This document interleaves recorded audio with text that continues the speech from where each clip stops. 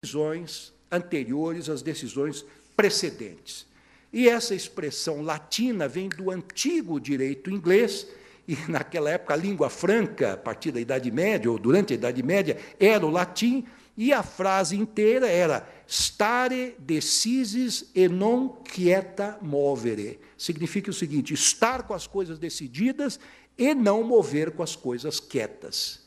Isso é o antigo brocardo do direito anglo-saxônico que foi incorporada pela Suprema Corte, a jurisprudência da Suprema Corte dos Estados Unidos. O stare decisis, então, nos Estados Unidos, submete todos os tribunais, todos os juízes, no que tange aos precedentes da Suprema Corte, e visa exatamente dar confiabilidade ao sistema. É claro que esses precedentes podem ser discutidos, mas podem ser discutidos caso a caso. Se, eventualmente, algum caso não se subsume exatamente ao precedente judicial, então esse precedente não se aplica. Daí porque, nos Estados Unidos e, sobretudo, nas academias de direito, o grande trabalho, ao contrário do que acontece aqui entre nós, os estudantes, não é estudar a lei, que nós que nos baseamos no sistema romanístico, mas é decorar, literalmente decorar os precedentes das Supremas Cortes, das Cortes Estaduais, que é uma tarefa complicadíssima. Aliás, peço licença para fazer um testemunho pessoal.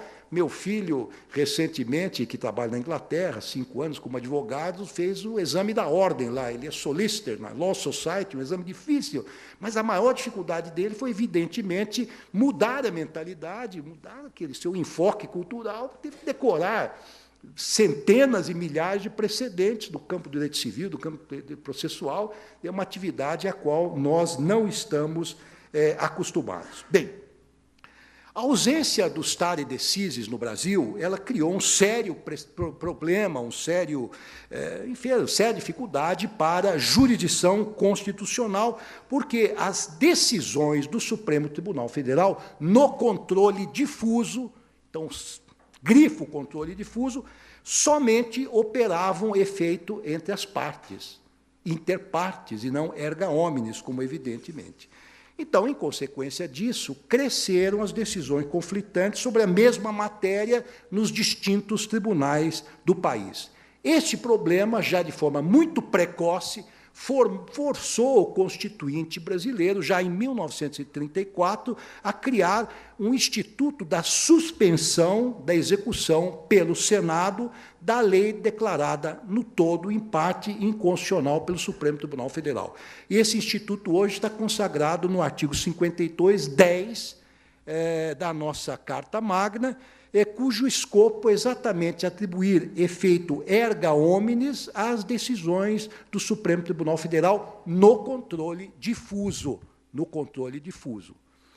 Não custa lembrar que, no controle abstrato de constitucionalidade, que foi introduzido no Brasil pela Emenda Constitucional número 16, de 1995, baseado no modelo austríaco cogitado por Hans Kelsen, ou idealizado por Hans Kelsen, as decisões do Supremo Tribunal Federal possuem eficácia erga omnes e efeito vinculante, mas isso apenas no controle concentrado, evidentemente, como nós sabemos.